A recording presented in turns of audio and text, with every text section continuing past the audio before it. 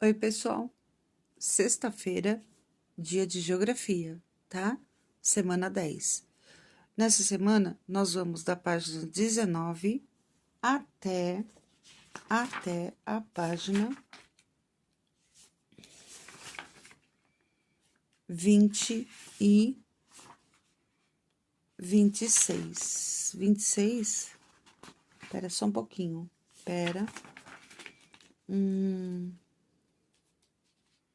Sim, até o final da parte de geografia, tá? Até a página 26. Pro, é muita coisa, não é não. Isso aqui a gente vai estudar rapidinho. Vamos lá. Aí a gente começa aqui a populações urbana e rural, tá? Olha que bacana, de um lado o rural e de outro lado o urbano, a cidade e o campo. Bacana esse desenho, bem bacana, bonito. Vou fazer a abertura aqui do capítulo para vocês.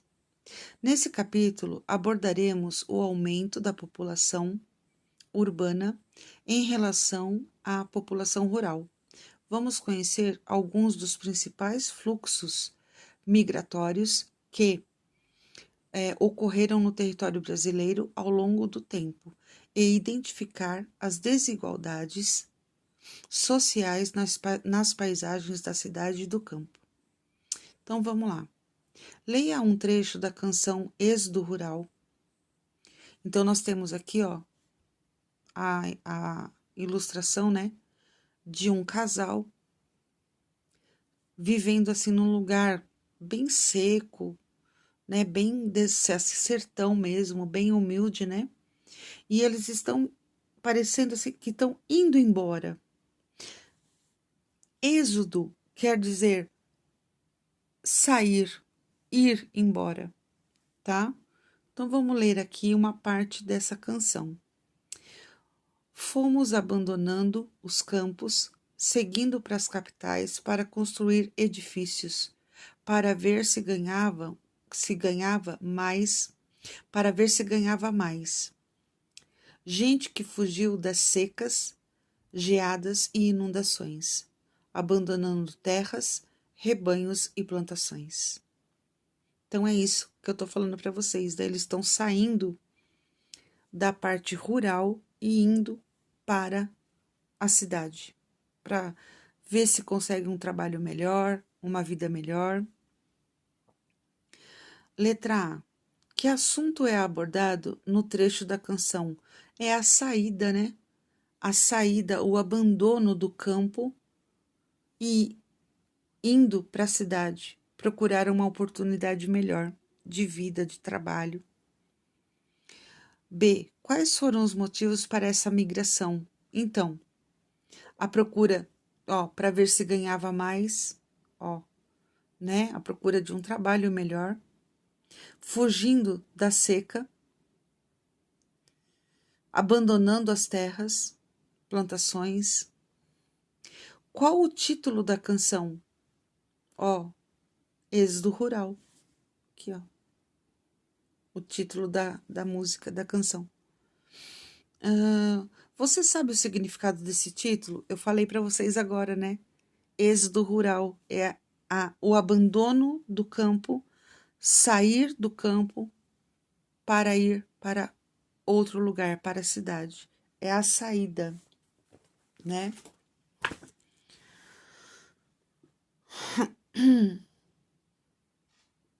Para buscar melhores oportunidades de vida, né? Vamos lá, página 20. Aqui na página 20, nós temos população brasileira, do rural ao urbano. Antigamente, a maior parte da população brasileira vivia na área rural e poucas pessoas moravam nas cidades. Com o passar dos anos, as cidades foram se desenvolvendo por meio de atividades industrial, do comércio e da prestação de serviços, atraindo as pessoas do campo para as cidades em razão da maior oferta de empregos. e do acesso a serviços públicos essenciais, como água tratada, energia elétrica, hospitais e qualidade de ensino para os filhos. Analise os gráficos a seguir sobre as populações rural e urbana no território brasileiro nos anos de 1940 até o ano 2000. Então, é um gráfico de barras aqui, tá? O verdinho, a barra verde é a população rural e a barrinha azul é a população urbana. Então, olha só. Embaixo nós temos as regiões Norte, Nordeste, Centro-Oeste, Sudeste e Sul. Olha só que interessante isso daqui. E aqui nós temos no Brasil em geral. Essa primeira parte aqui as primeiras colunas aqui, tá? Vamos analisar primeiro as regiões. Olha só. A população rural na região norte, bem maior do que a população urbana. No Nordeste, a mesma coisa. A população rural, bem maior. No Centro-Oeste, também. Tá? A população rural predomina em maior quantidade. E aqui já começa a mudar um pouco. Olha o Sudeste. Tá? A população rural já está bem menor em comparação com as outras regiões. Isso quer dizer o quê? Que já está saindo do campo para ir para a cidade. E no sul a mesma coisa. Olha que interessante. Por isso que a região sudeste e a região sul são as mais populosas na área urbana, na área das cidades, tá? Porque as pessoas vêm procurar melhor condições de vida, emprego, trabalho e etc. Isso é em 1940, tá, gente? Esse gráfico é população brasileira em 1940.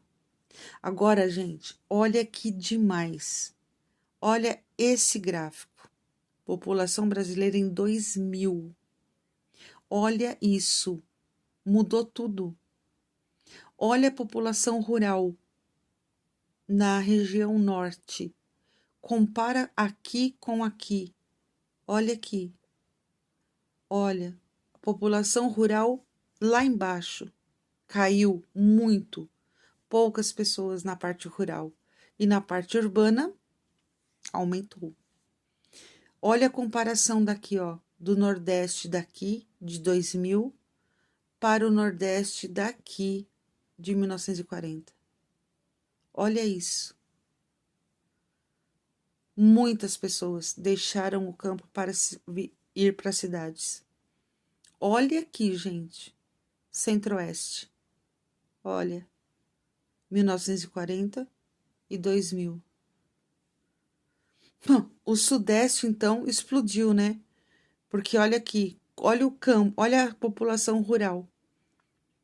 E olha a população urbana. No Sul, a mesma coisa. Mas ainda o Sul e o Sudeste são as regiões mais populosas nas cidades. Ó. Muito, né? Muito. A comparação dos dois gráficos é impressionante, né?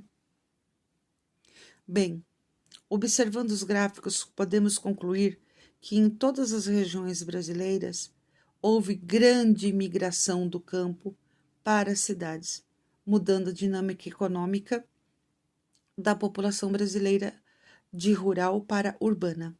Essa migração é chamada de êxodo rural. É a saída do campo e indo para a cidade. Muito bem. Página 21. A tabela a seguir apresenta dados relativos às populações urbana e rural do Brasil, segundo o censo demográfico realizado no ano de 2010, que foi o último censo que nós tivemos, tá? Então, nós temos aqui, ó, população urbana. 160.925.792 pessoas. População rural, 29.830.007. Olha a diferença daqui para cá, tá? E a população absoluta, 190.755.799 habitantes. Isso é de 2010. Nós estamos em 2021, tá? Esse número aqui, esses números já se alteraram, tá? Já não são mais esses números, tá? Aqui já tem muito mais e aqui também já tem bem menos pessoas, tá? Vamos lá. Hoje, os jovens da área rural contam com incentivos do governo para permanecer no campo, desenvolvendo atividades agropecuárias por meio de estudo e da tecnologia, pois para que as cidades progridam e, consequentemente, o território brasileiro, é necessário que o campo produza alimentos e matéria-prima para todos. Se todo mundo sair do campo e ir para a cidade, nós vamos ter matéria-prima? Quem vai cultivar os alimentos? Quem vai cultivar as grandes propriedades de cultura, de monocultura para exportação? Por isso que hoje o governo, ele incentiva que a pessoa permaneça no campo para ter produção, para a cidade conseguir sobreviver. Porque se todo mundo sair do campo para ir trabalhar na cidade, primeiro, não tem trabalho para todos na cidade, na área urbana. Não tem trabalho para todos, não tem moradia adequada para todos, não tem como. E o campo? Quem vai produzir o alimento? Quem vai produzir a matéria-prima para a indústria? Né?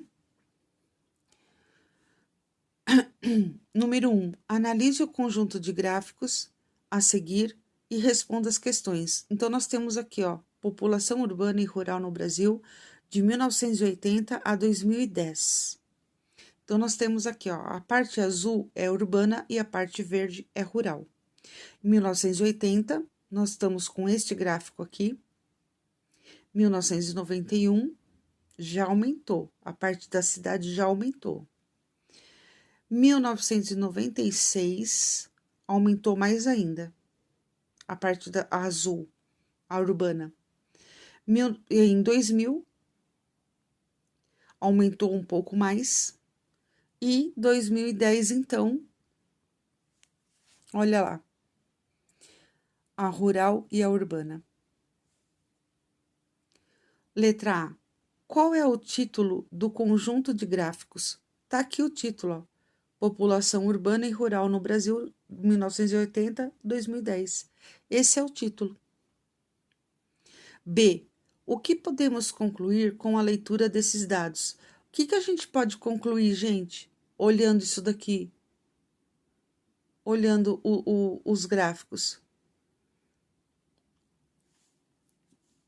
Que a população, que o êxodo rural, né, aumentou.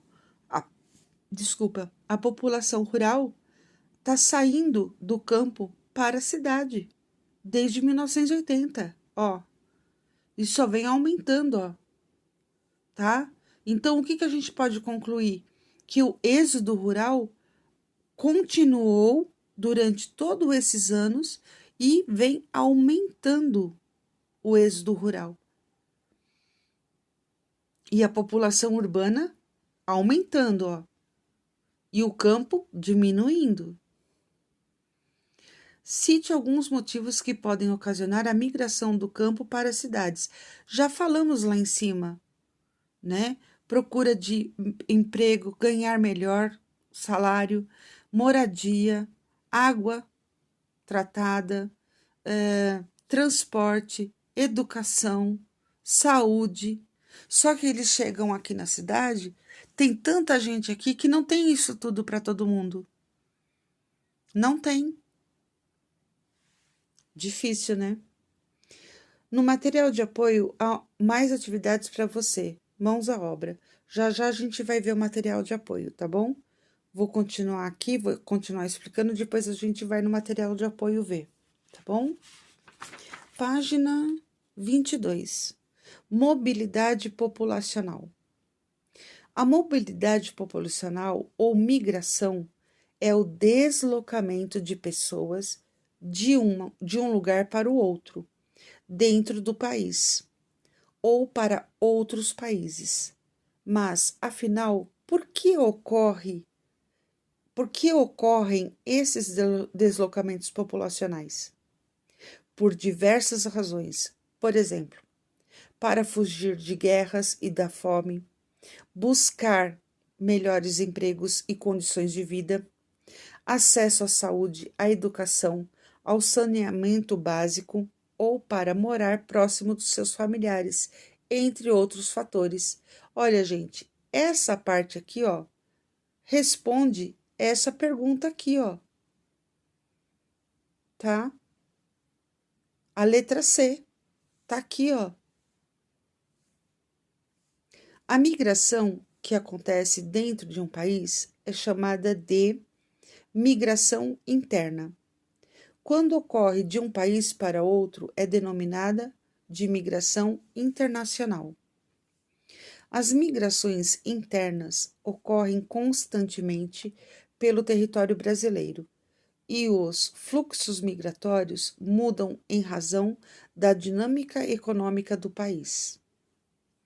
Por exemplo, de 1950 a 1970, as unidades federativas, os estados, de São Paulo e do Rio de Janeiro, apresentaram elevado crescimento industrial, atraindo pessoas de diversas regiões brasileiras, em especial as do Nordeste, devido à seca. Então, as pessoas estão lá no Nordeste, seca, não tem trabalho lá, não tem uma vida boa lá. O que eles fizeram? Entre o ano de 1950 até 70, eles vieram para São Paulo e para o Rio de Janeiro para arrumar emprego nas indústrias, porque nessa época aí as cidades do Rio e de São Paulo foram as que se desenvolveram mais rapidamente na parte industrial. Então, as pessoas que estavam na região Nordeste, não todas, claro, né? Não estou falando isso.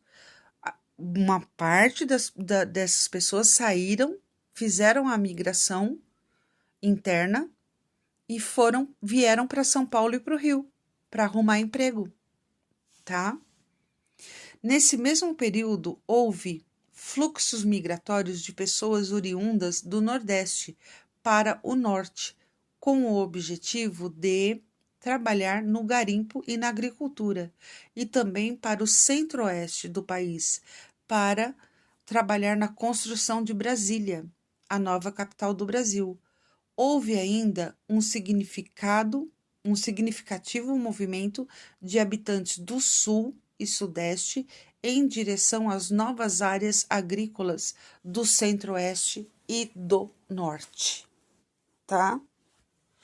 Vocês percebem o seguinte, olha a movimentação, o fluxo de movimentação de pessoas mudando de regiões por causa de trabalho, tá? Uns saem lá da seca do Nordeste para vir para São Paulo, Rio de Janeiro, conseguir emprego em indústrias. Outros saem de regiões como o Sul, por exemplo, e também do Nordeste, para ir para o Norte, para as áreas de agricultura, de grandes áreas de agricultura, tá? Para trabalhar para essas grandes áreas de agricultura para importação de alimentos. E no Centro-Oeste também.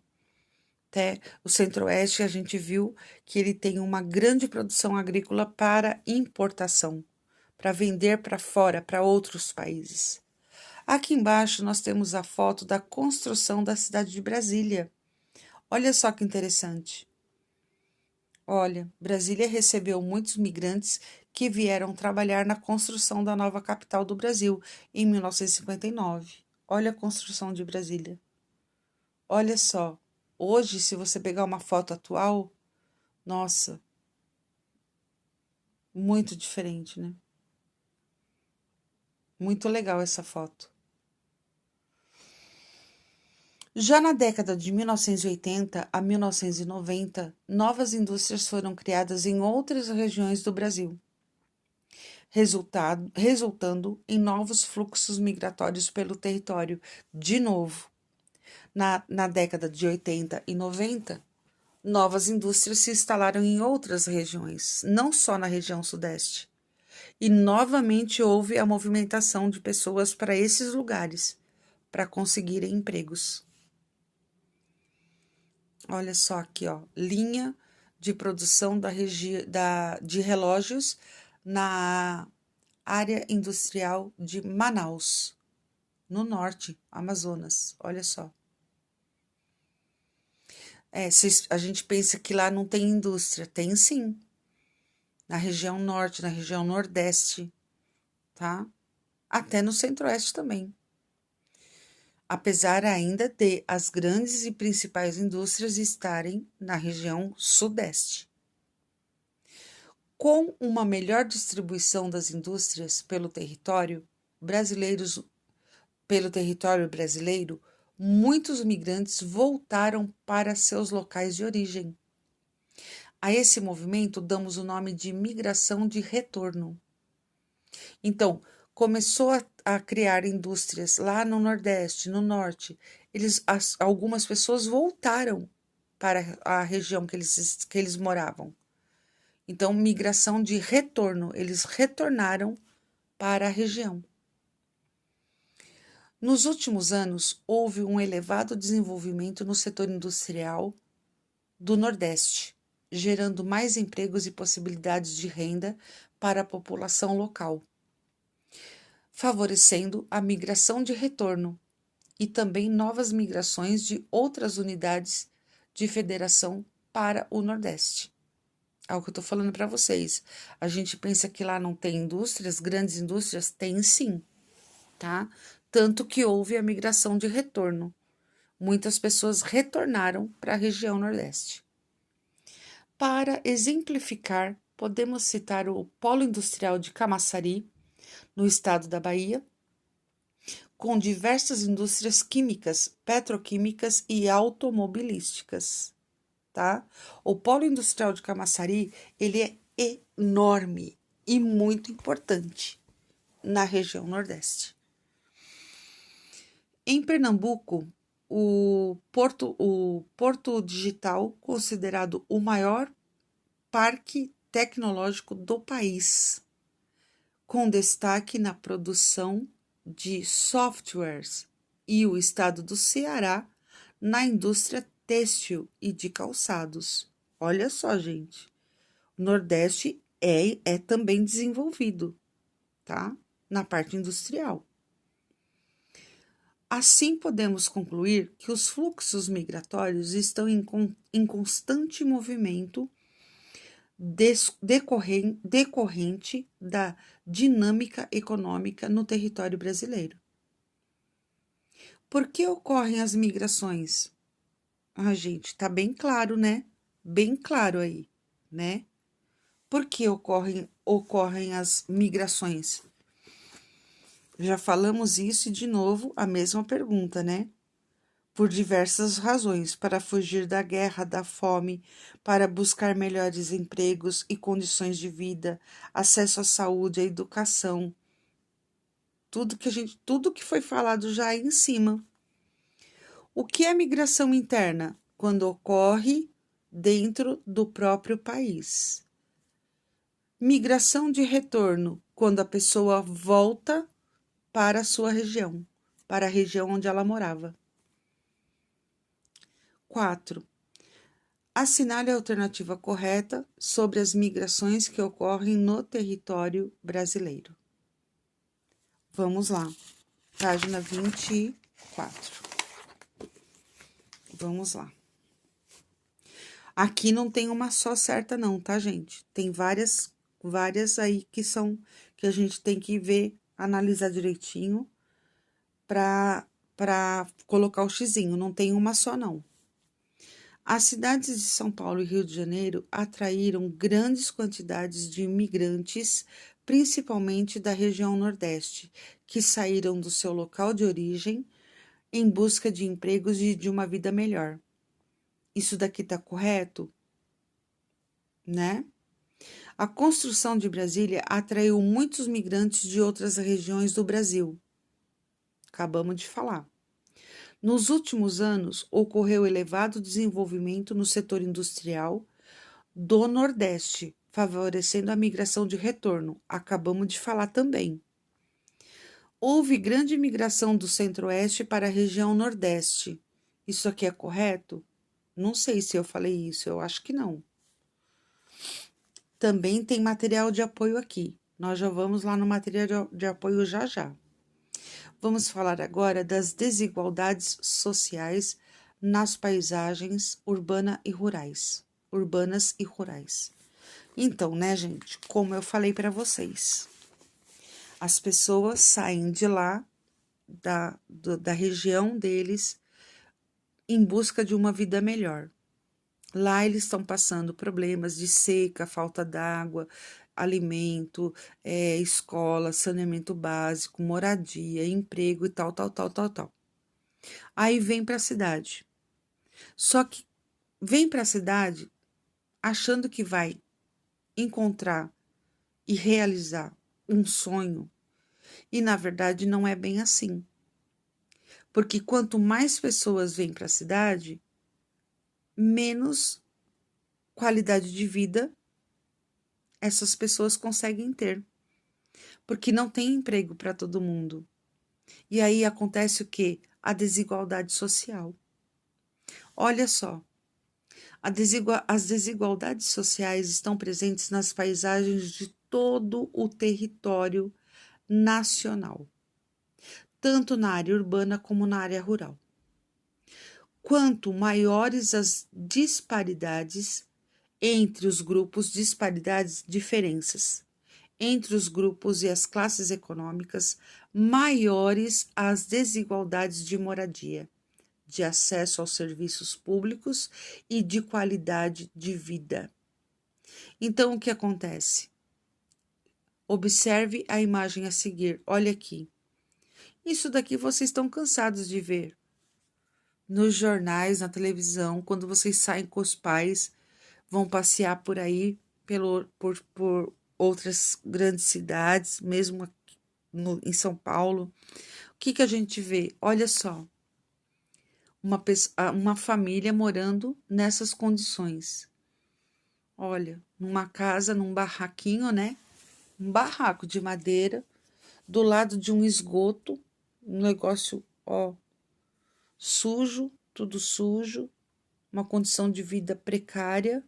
Olha, barraco de madeira construída na margem do rio Faria Timbó, na cidade do Rio de Janeiro. Olha a desigualdade. Aí você vê de um lado, né?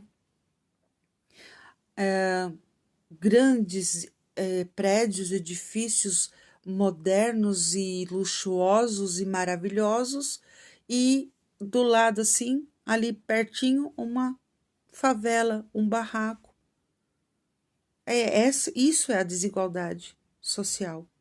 Uns com tanto e outros sem nada.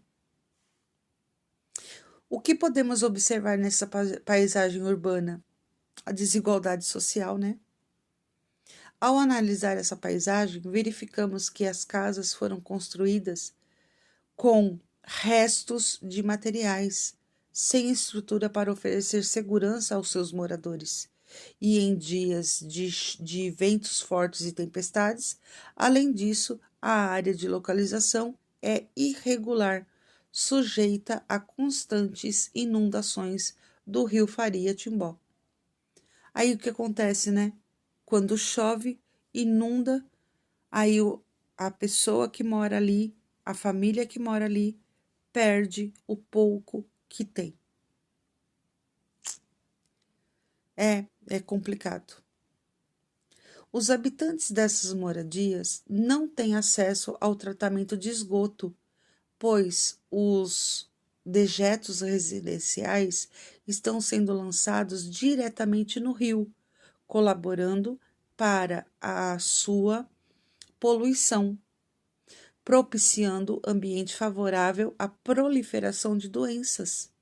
Quem mora aqui, nesse local, nessa situação, tem condições, tem boas condições de saúde, de vida? Não. Está exposto a doenças aí. Rio poluído, tudo sujo, desigualdade social. Percebemos as desigualdades quando as necessidades básicas de parte da população não são atendidas, como moradia, saúde, educação, emprego, alimentação e lazer. E nós estamos vivendo um período extremamente difícil para o nosso país, porque nós estamos na pior parte da pandemia do coronavírus. Então, essa desigualdade social, ela aumenta a cada dia. Cada dia tem mais pessoas desempregadas, mais pessoas passando dificuldades, mais pessoas não tendo onde morar, porque não tem emprego, não tem como trabalhar. Então, a desigualdade social. Nós estamos no ano de 2021. A desigualdade social que está acontecendo desde 2020 e agora 2021, abril de 2021, essa desigualdade social vai aumentar muito, bastante, até o final da pandemia. Quando terminar essa pandemia, em nome de Jesus vai terminar logo, a desigualdade social não vai acabar, porque até tudo se recuperar, tá? As indústrias se recuperarem, o comércio se recuperar, as pessoas se recuperarem, as pessoas recuperarem seus empregos, vai demorar. Então a desigualdade social no Brasil é muito marcante, muito grande, tá? E vai aumentar. Nas áreas rurais, principalmente nas comunidades mais isoladas, como os quilombolas, ribeirinhas e indígenas, a população sofre com falta de infraestrutura e de serviços como saneamento básico, energia elétrica, saúde e educação. Tá? Não tem estrutura essas pessoas que moram nos quilombos. Ainda existe sim. Professor, existe quilombo até hoje? Claro que sim. Os quilombolas, os ribeirinhas. Ribeirinhas são as comunidades que moram próximas a rios, tá? E os indígenas. Ainda existe? Existe. Sim. Tanto existe e são populações que sofrem muito sem a estrutura e com a desigualdade social, que os quilombolas, os ribeirinhas e os indígenas foram os primeiros a serem vacinados contra o Covid-19. Porque são eles que estão mais expostos à precariedade, à falta de assistência, à falta de estrutura de serviços, de saneamento básico, água tratada, energia elétrica, saúde e educação. Eles foram os primeiros a serem vacinados no Brasil, porque eles são os mais expostos, os que têm menos condições. Complicado, pessoal. Aqui nós temos, olha só, gente, uma sala de aula. Olha o local, olha a precariedade, mas eles estão ali, com força de vontade, estudando, aprendendo. Olha isso. E a gente tem tanta coisa, né? A gente tem tanta coisa e a gente, às vezes, não para dar valor, né? A gente olha, por exemplo, a nossa escola, a nossa classe, Aí vê uma escola dessa, uma classe, e todo mundo ali, ó, prestando atenção, fazendo lição. É, desigualdade social. Sala de aula na comunidade Calunga de Vão de Almas, em Cavalcante, Goiás. Leia a reportagem a seguir. Brasil urbano versus Brasil rural. 18/8/2015. Dois Brasis totalmente distintos. É o que mostram os dados do Censo Escolar 2014, no que diz respeito à infraestrutura das escolas urbanas e rurais do país. No quesito saneamento básico, o abismo é enorme. Os números revelam, por exemplo, que 70% das escolas da área urbana contam com esgoto encanado, entre 5% das rurais. Olha só, gente. 70% das escolas da área urbana têm o saneamento básico. 5% das escolas na área rural tem saneamento básico. Vocês sabem o que é saneamento básico? Esgoto encanado, água tratada. Impressionante, né? Ernesto Martins Faria, coordenador de projetos da Fundação Leman, diz que as escolas rurais são um grande desafio. Olha o que ele fala.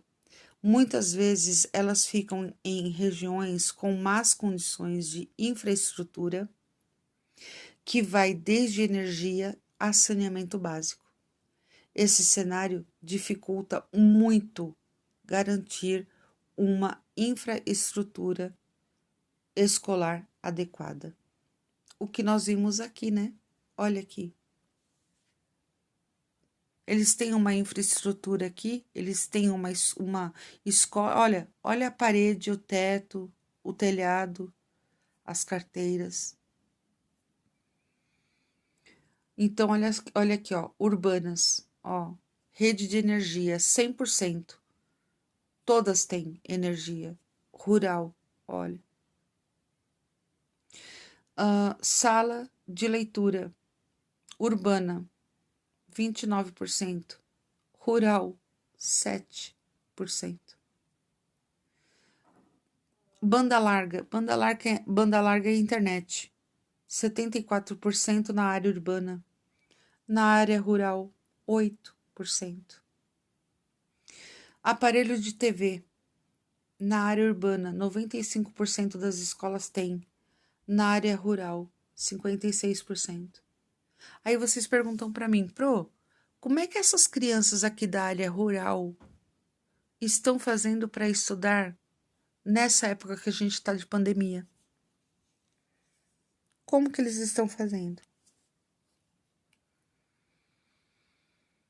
Se eles não têm a estrutura que a gente tem aqui, para nós que estamos na cidade, na área urbana, já está super complicado, difícil. Imagine para eles, né? Complicado, gente. É responsabilidade do governo oferecer acesso à educação pública de qualidade a todos os brasileiros que vivem tanto na área urbana como na área rural. Mas parece que não é bem isso que acontece, né, gente? Pois o ensino é essencial para o desenvolvimento dos brasileiros e de todo o território nacional. Gente, a educação no Brasil nunca foi prioridade de governo nenhum. Governo nenhum nunca quis que a educação brasileira se desenvolvesse de uma forma adequada, nem na área urbana, nem na área rural. Nunca foram feitos grandes investimentos. Para se ter uma educação pública de qualidade, ó, é responsabilidade do governo oferecer acesso à educação pública de qualidade a todos os brasileiros. E aí? Os investimentos feitos para a educação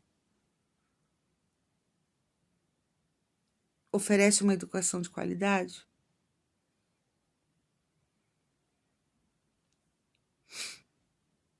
Apesar de tudo que nós temos atualmente, vivendo uma pandemia, eu aqui gravando vídeo para vocês, são 1h30 da manhã. 1h30 da manhã. Eu estou gravando vídeo para vocês aqui. Tá? A gente tem aula online. A gente fica lá com um grupo de colegas da sala online. Outro grupo acompanha em vídeo, né? Quando estamos presencial na sala de aula, nós temos mais estrutura do que isso daqui, né? Temos. Mas nós temos uma educação de qualidade. Para ter uma educação pública de qualidade, o que precisa? O que o governo precisa fazer? Dar condições, né? Para a gente poder trabalhar. Eu não vou nem falar do salário dos professores, porque isso é enxugar gelo, sabe? Nem vou falar do salário dos professores. Agora, a escola não ter energia, a escola não ter água, saneamento básico.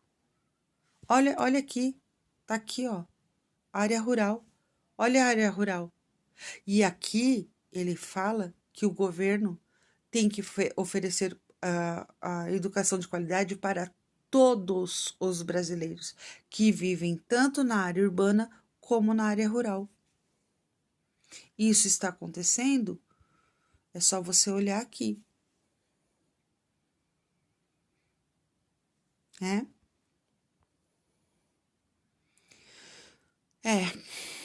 Reescreva as frases substituindo os símbolos pelas palavras do quadro. Nós temos aqui um quadro que nós temos aqui saneamento básico, educação, população e desigualdade social. Percebemos quando vemos pessoas passando fome nas ruas, enquanto outras têm acesso a alimentos de qualidade. O que a gente vê aí? O que a gente vê aí? Que eu acabei de falar agora há pouco. Uns com tanto e outros sem nada. Né? Professora, por que tem essas linhas aqui? Porque você tem que reescrever a frase. Você tem que escrever a frase inteirinha, tá? Colocando a palavra aqui.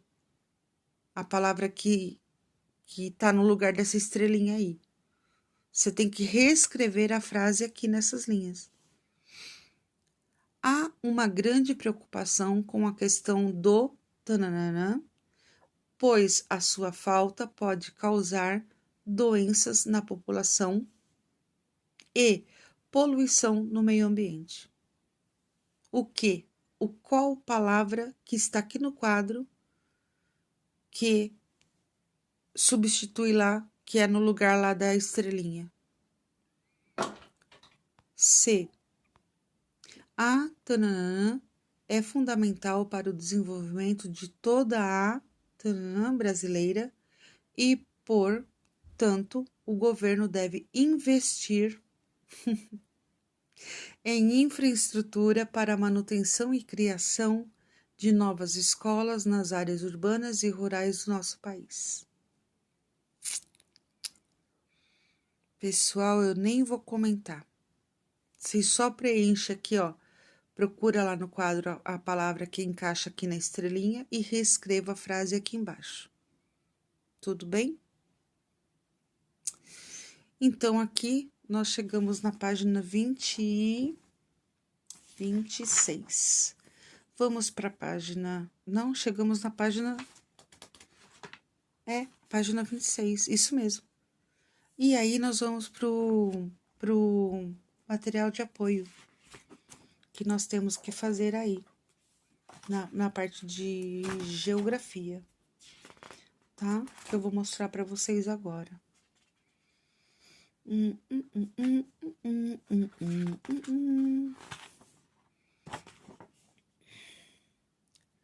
Na parte de geografia, nós temos aí,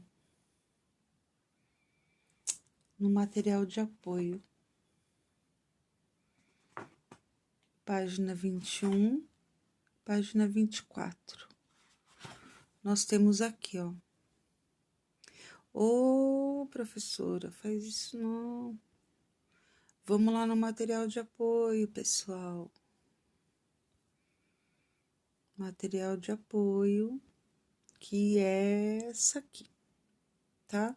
Jovens no campo. Tá? Leia o trecho a seguir e depois responda as questões. Tá aqui. Agora faça um desenho retratando a ideia principal do texto que acabou de ler.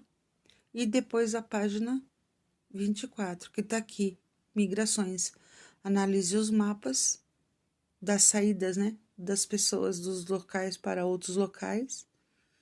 E da migração as migrações internas do Brasil. E também colocar aqui, fazer as questões aqui. Então, vamos lá. Leia o texto a seguir e depois responda as questões. Jovem tem mais apoio para permanecer no campo. Foi-se o tempo em que os jovens do campo contavam os dias para deixar o meio rural e ir para a cidade. Hoje, com o acesso à tecnologia e diversas formas de incentivos que recebem do governo federal, eles preferem ficar na propriedade e dar sequência ao trabalho dos pais. Então, vamos lá. Com base no texto, assinale a alternativa correta. Muitos jovens do campo querem migrar para as cidades em busca de trabalhos. Isso está correto? A alternativa correta? Hoje, muitos jovens do campo querem continuar trabalhando na área rural, utilizando tecnologias para melhorar a produção do campo. Eu acho que você escolhe aí qual você acha que é a certa. Leia aqui que você vai saber qual que é a correta aí. Faça um desenho retratando a ideia principal do texto que acabou de ler. Então, aqui no texto está dizendo que os jovens querem continuar no campo, porque o governo está dando incentivo para que eles, acesso à tecnologia, para que eles continuem no campo. Então, vocês vão fazer um desenho aqui sobre a ideia principal do texto que a gente leu ali, tá? Aqui nós temos dois mapas, mapa de migrações internas, 1950, 1970. Olha só foram muitas migrações, né? E como está migrações internas na década de 2000. Olha só. Vamos lá. Letra A. De acordo com as informações do primeiro mapa, assinale as alternativas corretas. Primeiro mapa, este daqui. Entre 1950 e 1970, só um minutinho, pessoal. Entre 1950 e 1970, houve pouca mobilidade populacional no território brasileiro? Tá correto isso? O mapa mostra as migrações internas que ocorreram no Brasil entre 1950 e 1970. Nos anos de 1950 e 1970, os estados de São Paulo e Rio de Janeiro, no sudeste do país, receberam muitos migrantes da região nordeste. Olha lá no mapa. Olha aqui, ó. Região nordeste. Olha a saída para a região sudeste. Tá correto isso ou não? Aqui tem mais de uma certa, tá, gente? B. Agora, com base nas informações do segundo mapa, assinale as alternativas corretas. As setas vermelhas representam os principais fluxos migratórios entre as unidades da federação na década de 2000. Aqui, ó. Olha lá, tá aqui, ó, tá bem aqui no mapa, ó, as setas vermelhas, direção dos principais fluxos migratórios na década de 2000. Estão aqui. As setas vermelhas representam os principais fluxos migratórios entre as unidades de federação na década de 2000. No mapa, podemos observar a migração de retorno de São Paulo ao nordeste do país. Olha aqui, ó, de São Paulo para o nordeste, ó, olha aqui, ó, a seta voltando, ó, tá? Então, dá pra gente ver a migração de retorno? C. Em sua unidade de federação, ocorreu algum fluxo de destaque, de partida ou de chegada de imigrantes? Se sim, que fluxo foi esse? Sim, nosso estado é São Paulo. Olha, sempre o fluxo de imigração para São Paulo muito grande, principalmente do Nordeste para São Paulo. Olha aqui, do Nordeste para São Paulo. E olha que interessante, ó, a seta vindo para São Paulo e a outra seta voltando, a migração de retorno. Tá? Então, sim, houve sim grande fluxo de imigrantes. E que fluxo foi esse? Fluxo de pessoas que saíram do Nordeste para a região Sudeste, principalmente para São Paulo e Rio de Janeiro, tá? Mas como tá falando do nosso estado, né? Sim, houve a saída da região Nordeste para a região Sudeste, para São Paulo. Aí, vocês terminando aqui, vocês terminam toda a parte de geografia. A semana que vem a gente tem prova no Google Forms. Professor, o que é para estudar? Toda a parte de geografia, que nós terminamos da apostila número 1, tá bom? Se despeçam da apostila número 1. Já terminamos aí ciências, história e geografia. Já está bem finalizada essas 3 disciplinas. Aí só falta a gente terminar português e matemática. Tá bom, pessoal? Bons estudos a todos. Qualquer dúvida me procurem. Como hoje é sexta-feira, bom final de semana. Um beijo para vocês e menos desigualdade social, né, gente? É isso aí. Beijos. Bons estudos. Fiquem com Deus.